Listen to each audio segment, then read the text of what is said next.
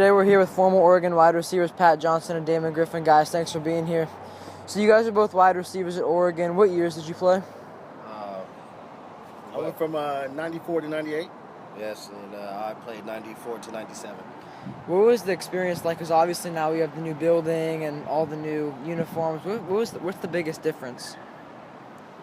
Well, I guess I don't really think there's going to be too much difference. I mean, obviously, with the new buildings and things of that nature, you probably have more employees, They probably moved some other departments over into the complex, but the training and all of that, it's all still the same stuff. Yeah. I mean, at the end of the day, when we played, Casanova at the time was the big thing. So it's all just development. It's where we left the program when we got here, it's better. I mean, it's just what it should be right now. The generation where it is, they've earned it. I mean, right now, it's just a beautiful thing to be a part of it. Pat, you mentioned last week that you guys had Omni-turf when you were playing and how that was very rough when you got tackled. What was the feeling like? Now you get tackled on the soft turf, you just bounce back up. Was it a lot different when you played? Yeah, it was a hard surface to fall on. I mean, it was springy, but it was definitely a hard surface to try to stop on and run patterns and things of that nature. Yeah. I mean, the field today is where it should be. I mean, development's gone. Technology is put to a whole different level. What we played on today is crap. I mean, you jump real high, you fall on your back, you could break your collarbone when we played, but it was also fast, and but that's what we're used to, and at the time that was good. So the field today is awesome. I mean, it's not natural grass, and there's nothing better than natural grass. So the Oregon teams today, they're obviously pretty dominant in the conference. When you guys were in the Pac-10 at the time, was it a lot more competitive than it is now?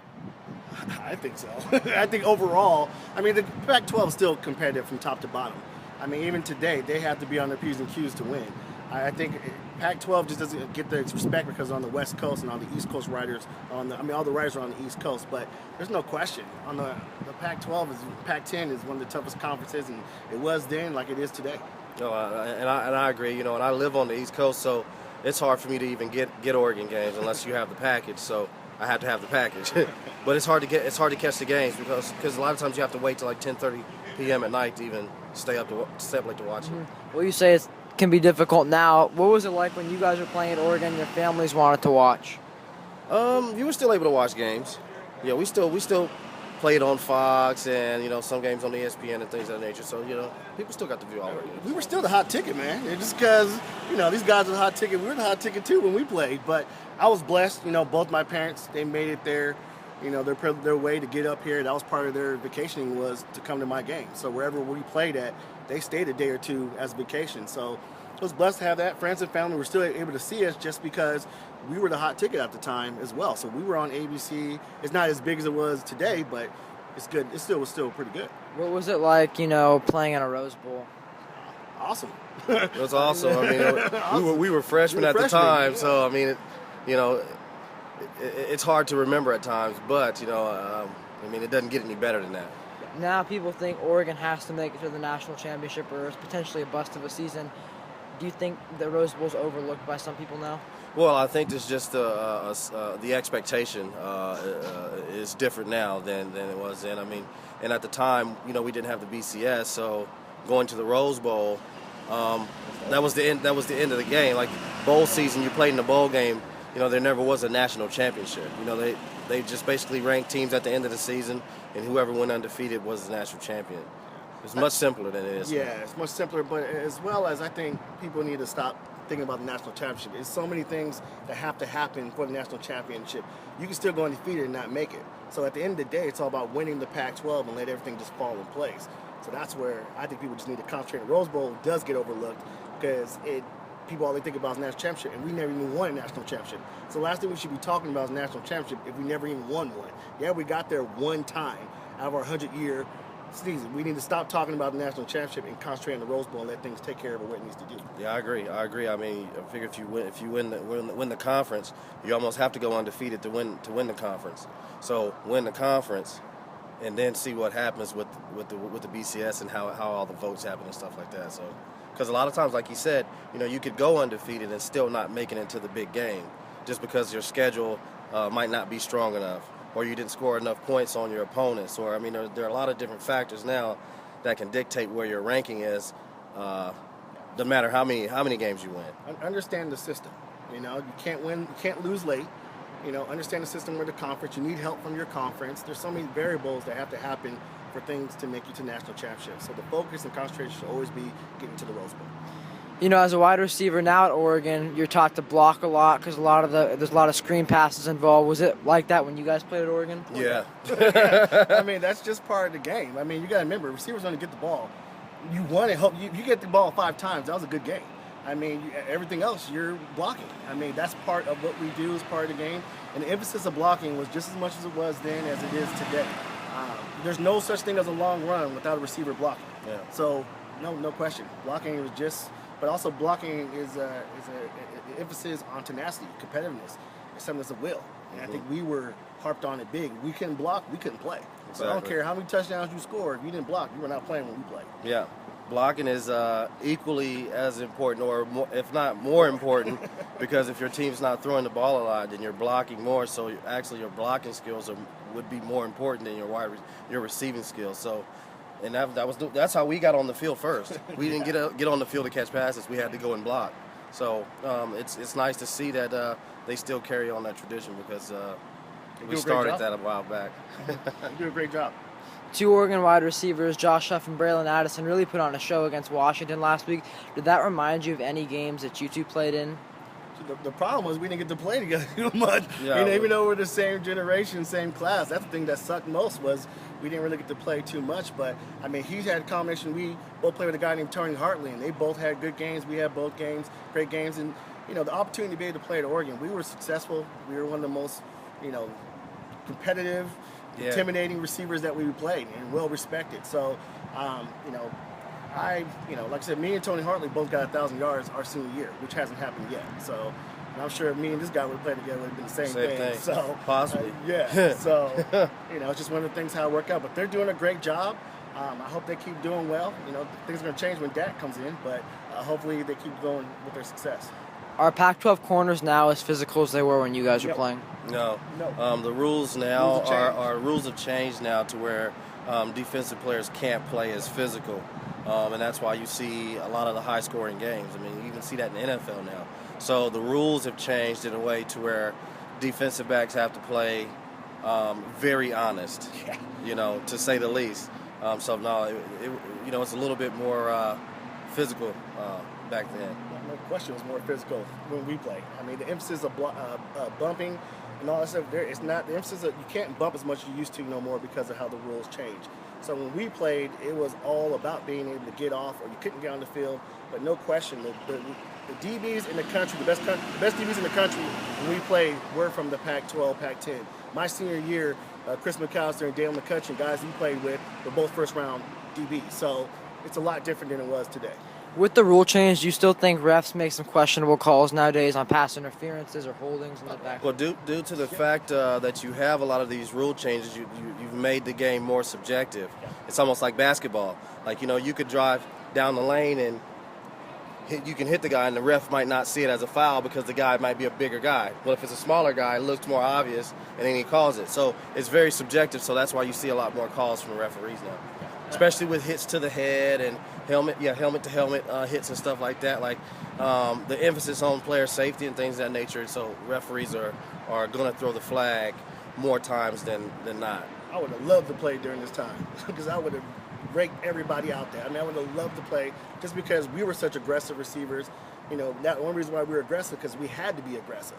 So now they're not as aggressive. We can be so much more aggressive than when we were playing. So I would have loved to play during this era. When you're a receiver going down the field, full speed, would you rather get hit high or low? I'd rather not get hit. How about that one? First I would rather not get hit. But I can't say I would rather either, to be honest. For me, it's no question high, because my knees are my life. My legs are my life, my lifespan. My pads and everything, your protection's up there. You guys know how to catch the ball in the air and at the same time curl yourself, which we're taught how to do it. Either some guys know how to do it, some guys can't. I mean, we were the type of players that we had to go over the middle. That was the type of offense that we had. So I personally, hit me up high every time. Try to knock me out. It ain't gonna work, but try to knock me out. Don't hit my knees. Don't hit me. Don't hit my knees. Just miss me. Favorite touchdown reception? Say what now? Favorite touchdown reception? I call Yeah, it. so many. I got a touchdown against. My favorite touchdown probably be a touchdown against Fresno State. It was a 88-yard pass. That would probably be my favorite play. My best one. I mean, I don't really think there's a favorite, but I'll just go with my first one. I mean, just being able to play as a freshman. Stanford. Yeah, just being able to be a true freshman. You scored today. Yeah, man. we both scored. It's just, just you get that first one out the way, and you're like, oh, snaps, I made it. Like, I can do this. I can really do it. So to me, the emphasis of being able to really be reassured that I belong and I can make it, I think so. I'll take the first one. Yeah. You could argue that, the Bellotti-Brooks era was the evolution of Oregon football. What was it like to be part of that? Because that's something pretty neat after you see what they do now. It's great. It's great. Obviously, you see some coaches have gone on and coached in the pros. After our freshman campaign, our whole staff went to the NFL just about. So it was good to see that we were doing good things here, and we were preparing to go to the next level. Our offense was a pro-style offense, so when him and I, when we went to the NFL, we didn't have very much of a learning curve because we were used to all the terminology and formations. Everything sounded the same. It was like I was still in college. That's how we got advantage to make the teams a lot of times as well. But the coaching staff here, they do an unbelievable job. I mean, Helfrich was our GA when we played. So the coaching staff, it's the whole environment, the whole energy, the whole aura, everything about what it was when we played is still the same today. It's all the same. That's why they recruit. That's why you never see a high recruiting class when they probably could do a lot more because they get the guys that we played. And we probably could have been those type of high guys rating wise, but how the ranks were, whatever. But at the end of the day, these guys, the whole everything is still here. Certain kind of guys. They only recruit certain kinds of guys. And they go out and get them. Yeah, they do guys, same type of guys. You can't speak for players now, but what was Coach Helfrich like when you had him as a GA? Obviously, GA is not like calling plays, but what was he like? Just like he is now. I used to pump him. Yeah, Helfrich, and that's why. So I remember Helfrich, Mark, and when I walked back in the building like some years later, and he's the offensive coordinator. I'm like, oh, and it's him, man. But the good thing about it is he's the same dude from then, the same guy. That's why he's where he's at today because he is the same guy. He's been very blessed to be tutelaged by some of the best coaches, from Cutter all the way over to Peterson to all the guys we've been around. So he is still the biggest smile guy. The guy he's laid back. That's who he was. I mean, he was that type of guy, but you knew he was somebody that could have been special. He was well respected by the coaches. And you can see that's why he's at today. But Helfrich is still the big, smiley, soft-spoken, cool dude like he was before. Yeah. What do you guys think of the pink helmets that are going to be worn tomorrow night? I can't wait to see them. I'm telling you. Yeah. I'm looking at all this stuff now. Yeah. That's funny. I mean, there's nothing that you can't be proud to be a part of.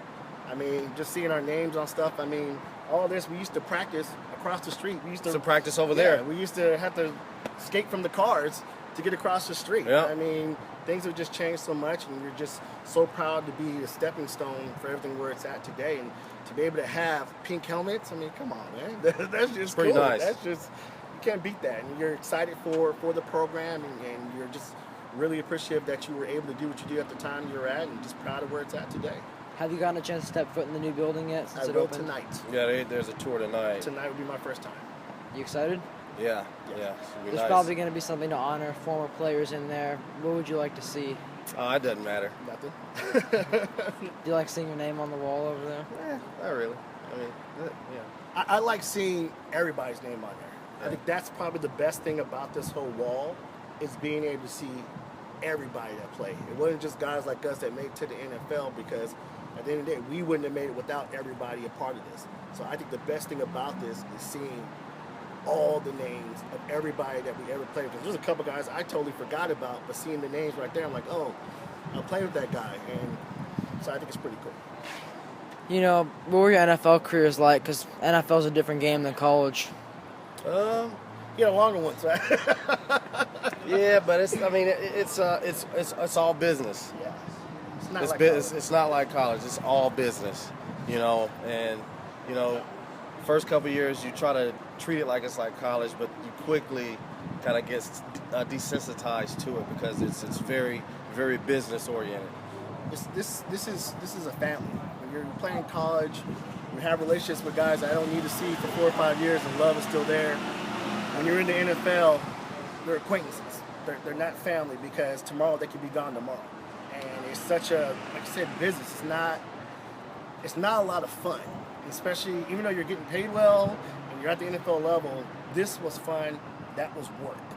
That was work. It was business, and you fought every day to be there, to be able to still get paid, still be able to play, and that's the difference. I mean, but I would do this in a second.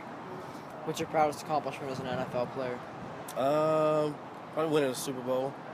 Yeah, that would probably be the. I mean, I didn't have the best personal stats, so the team. I was on the World Championship team, so I can say that. What team were you on that won the Super Bowl? The Ravens in 2000. I was on a losing Super Bowl team in 2002 with the St. Louis Rams. We lost to the Patriots, but my biggest accomplishment in the NFL is just making it. It was just making it. Yeah. Just being able to have that name, just making it, man. Last question for both you guys. As you watch the game tomorrow, is there anything you're looking for, like in a wide receiver, that like a trait that you guys had? Yeah, that he can get off the ball, he can run after the catch, and block well. I like just guys being competitive. I want these receivers. They have put themselves, especially Addison and I think Huff, have put themselves in a situation to be dominant like we used to be. And they have all the talent, all the skill set. They have the great quarterback. They have the great coach. Everything's in space to do that. I just would love to see that because I think Oregon receivers have been lost in probably the last 10 years or so. I mean, I think to me the last best receiver here was Demetrius Williams. After that, I think it's been a big downfall of receivers, and it's very nice to see these two guys coming up and dominating and getting the respect like they should. Pat, Damon, thanks for being here today. No problem. Appreciate it, man.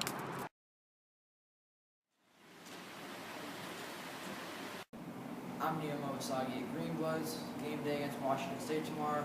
Wear black, go Ducks.